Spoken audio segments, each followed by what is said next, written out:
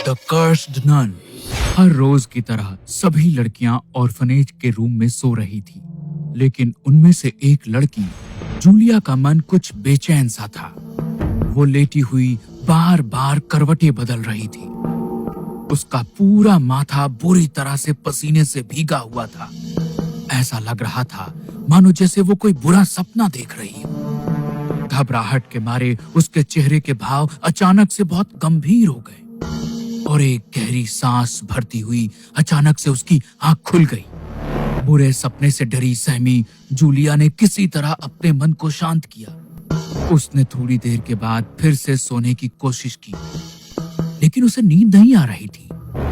काफी देर से जागने की वजह से उसे प्यास लगने लगी। वो उठकर रूम के बाहर वाले हॉल से किचन की तरफ गई। उसने पानी पीने के लिए जैसे ही पानी का ग्लास उठाया तो किचन की खिड़की से उसकी नजर बाहर की तरफ पड़ी। उस समय उसने जो देखा वो देखकर उसका पूरा शरीर बुरी तरह कांपने लगा। खिड़की के बाहर एक बड़ा सा काला साया था, जिसके हाथ में उसी की एक दोस्त डेजी का कटा हुआ सिर था, जिससे रिस रहा खून जमीन पर गिर रहा था। ये मंजर देखकर डर के मारे उसके हाथ से पानी का ग्लास नीचे गिर गया कि तभी उसकी आवाज से वो साया अचानक पीछे की ओर मुड़ा और उसकी नजरें जूलिया के चेहरे पर आकर रुक गई। ये सब देखकर डर से जूलिया की रूह कांप गई और वो बेहोश होकर वहीं गिर पड़ी।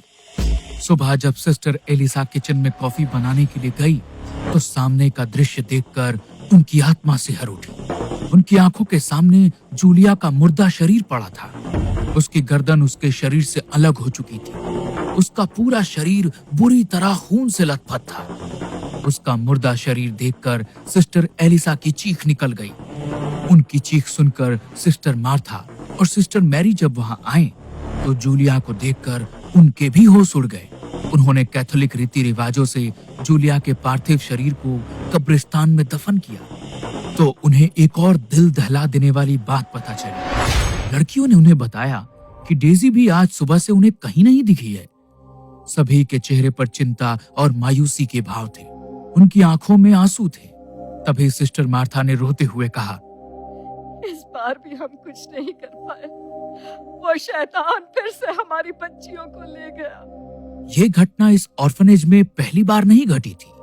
हर महीने यहाँ से एक बच्ची रहस्यमयी तरीके से गायब हो जाती थी, जिसे कौन कहाँ लेकर जाता था आज तक किसी को इसका पता नहीं चल पाया था। लेकिन इस बार एक नहीं बल्कि दो बच्चियां उनसे दूर चली गई थी। डेजी का किसी को भी कुछ अता पता नहीं था और रात को हुए उस हादसे ने जूलिया की भी जान ले ली थी।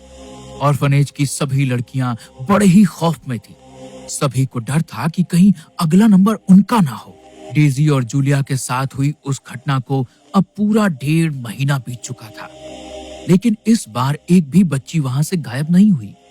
सभी को लगा कि उनके साथ होने वाला वो हादसा अब हमेशा के लिए खत्म हो गया। लेकिन 2 महीने बीतते ही उनमें से फिर एक बच्ची जैस्मिन अचानक एक रात उसी रहस्यमयी तरीके से वहां से गायब हो गई। वो सभी लड़कियां कहाँ जाती थी और उनके साथ क्या होता था, कोई भी इस पहेली को समझ ही नहीं पा रहा था। पुलिस भी इस मामले की इन्वेस्टिगेशन करके इस केस को सुलझा नहीं पाई थी। अब तो ये वहां होने वाली हर महीने की आम घटना हो गई थी। इसीलिए बाकी बच्चियों को सुरक्षित रखने के लिए सिस्टर मार्था ने वहां से कहीं और शिफ्ट होने का डिसीजन लिया और वो कुछ ही दिनों में उस जगह से दूर एक नए ऑर्फनेज में शिफ्ट हो गए। लेकिन हैरत की बात ये थी कि नई जगह शिफ्ट होने के बाद भी उनके साथ हर महीने वही हादसे हो रहे थे। लेकिन इस बार सिस्टर मार्था इस मामले को लेकर बेहद गंभीर हो चुकी थी और वो हर रात सबके सोने के बाद पूरे ऑर्फनेज के राउंड लगाने लगी थी। उन्होंने एक रात देखा कि उसी ऑर्फनेज की एक नन सिस्टर पमेला अपनी जगह पर नहीं थी। अचानक उसका मन घबराने लगा। उन्हें लगा कि शायद अब सिस्टर पमेला भी यहाँ कभी लौट कर नहीं आएगी कि तभी अचानक उन्हें अपने सिर में कुछ भारीपन सा महसूस हुआ और वो जाकर अपने रूम में लेट गई। सुबह जब उनकी आंख खुली तो सुबह के 10 बज चुके थे। वो पहली बार आज इतनी देर से उठी थी। उनके दिमाग में सिस्टर पमेला का ही ख्याल चल रहा था। वो उठकर जैसे ही बाहर की तरफ गई तो सिस्टर पमेला क्लासरूम में सभी बच्चियों को पढ़ा रही थी। सिस्टर पमेला को सुरक्षित देखकर सिस्टर मार्था के चेहरे पर सुकून भरी मुस्कान आ गई। हर रात की तरह इस बार भी सबके सोने के बाद सिस्टर मार्था ऑर्फनेज में राउंड लगाने लगी। तभी उसकी नजर सिस्टर पमेला के बिस्तर पर पड़ी। उन्होंने देखा कि आज भी सिस्टर पमेला अपनी जगह पर नहीं थी। ये बात उन्हें थोड़ी अजीब लगी, इसलिए उन्होंने हर रात सिस्टर पमेला के कमरे पर नजर रखनी शुरू कर दी। लगभग 15 दिन बीत चुके थे जब सिस्टर पमेला हर रात अपने कमरे में नहीं होती थी, जबकि सुबह वो सभी लड़कियों को क्लास दिया करती थी। सिस्टर मार्था का मन अब कुछ बेचैन सा होने लगा था, इसलिए आज सिस्टर मार्था सिस्टर पमेला पर ही नजर रखे हुए थी। सिस्टर मार्था के कमरे से ठीक सामने की तरफ उन्हें सिस्टर पमेला का बिस्तर नजर आ रहा था। वो आंख हल्की बंद करके सोने का नाटक कर रही थी कि तभी थोड़ी देर बाद उन्होंने देखा कि सिस्टर पमेला अपने बिस्तर से उठकर बाहर की तरफ जा रही है। उन्होंने सिस्टर पमेला के वहां से जाने का इंतजार किया और उनके बाहर निकलते ही वो चुपके से बड़े ही ध्यान से उनका पीछा करने लगी कि तभी थोड़ी दूर चलने के बाद सिस्टर पमेला एक घर के अंदर गई। उनके अंदर जाने के थोड़ी देर बाद सिस्टर मार्था भी उस घर के अंदर चली गई। उन्होंने पूरे घर को अच्छे से चेक किया, लेकिन उस पूरे घर में वहां कोई भी नहीं था। यहाँ तक कि सिस्टर पमेला कहाँ थी ये भी सिस्टर मार्था नहीं जान पा रही थी कि तभी उन्हें पास वाले कमरे से कुछ अजीब अजीब आवाजें सुनाई दी। वो बड़ी ही सतर्कता के साथ उस कमरे में गई तो वहां कोई नहीं था कि तभी उन्हें फिर से वैसी ही आवाज सुनाई दी। इस बार उन्होंने बड़े ही ध्यान से उस आवाज को सुना तो उनका ध्यान जमीन की ओर गया। वो आवाज नीचे की ओर से आ रही थी।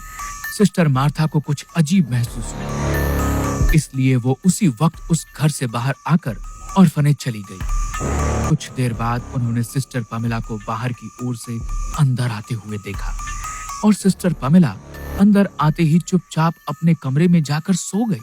ऐसे ही कुछ दिन बीते और हर रात की तरह सिस्टर पमेला अपने बिस्तर से उठी, लेकिन इस बार वो बाहर की ओर जाने की बजाय लड़कियों के कमरे में गई।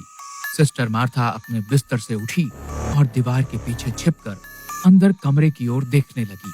उस समय सिस्टर मार्था ने जो देखा वो देखकर उनके होश उड़ गए। उन्होंने देखा कि सिस्टर पमेला एक बच्ची रोज के सर पर हाथ रख के अपनी आंखें बंद कर कुछ मंत्र पढ़ रही थी कि तभी वो बच्ची अचानक अपने बिस्तर से उठ खड़ी हुई, मानो जैसे उसे सिस्टर पमेला ने अपने वश में कर लिया।